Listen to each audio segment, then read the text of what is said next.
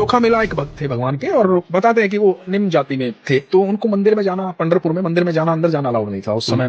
प्रथा थी, बहुत सारी प्रथाएं थी हमारे देश के अंदर इस तरह की। तो एक दिन मन में भाव आया, वो थोड़ा बहुत काम करते थे, थोड़ा बहुत कमाते थे, घर का गुजारा चलता था उसमें। तो एक दिन मन में भाव आया उनके कि बाजार सब्जी लेने गए थे, सामने केले देखे, तो उनको लगा कि ठाकुर जी आज केला खाना चाहते हैं। तो उन्होंने सब्जी के पैसे के सारे केले लिए, केले लेकर के मंदिर के बाहर चले गए, अंदर जाना अलाउड नहीं था। तो बाहर से आवाज देने लगे कि ठाकुर जी केले खा लो केले। अब वहां पुजारियों ने देखा और बाकी लोगों ने देखा, तो बाकी लोगों ने बोला कि अच्छा थोड़ा नाम जाप कर लेता है, थोड़ी भक्ति कर लेता है, तो इतना अधिकार समझता है कि ठाकुर जी यहाँ तेरा केला खाने आएंगे, चल भाग यहाँ से। उसे धक्के दे करके नीचे गिरा, चोट वोट भी लग गई, बड़ा उदास हुआ। चोखा मेला घर पहुंचा। चोखा मेला ने ठाकुर जी से कहा कि ठाकुर जी मेरे मन में भाव आया था कि आपको केले खाने, मैं घर की सब्जी छोड़ करके आपके लिए केले लेके पहुंचा था वहां पे, और मुझे वहां से धक्के दे करके बाहर भेज दिया गया, भगा दिया गया, क्योंकि मैं निम्न जाति का हूँ। तो मेरा इतना अधिकार नहीं है कि मैं तुझे भोग लगा पाऊं, तुझसे बात कर पाऊं, तो मुझे क्या करना है इस शरीर का। तो उन्होंने अन्न जल त्याग दिया, तो रोते रहे, इस बात की शिकायत भगवान से करते रहे। ऐसा बताते हैं कि जब रात हुई तो ठाकुर जी आए, वापस लौटे मंदिर पे, तो ऐसा बताते हैं कि मंदिर के द्वार बंद थे, बिना ताला लगे। इन्होंने पूरे धक्के लगाए खोलने के लिए, नहीं खुले, तोड़ने की कोशिश की, नहीं टूटे। तो पुजारी जी ने बोला कि ऐसा क्या अपराध हमसे बन गया प्रभु कि आप नाराज हैं। तो अंदर से आवाज आती है कि मेरे भक्त की पिटाई की है तुमने,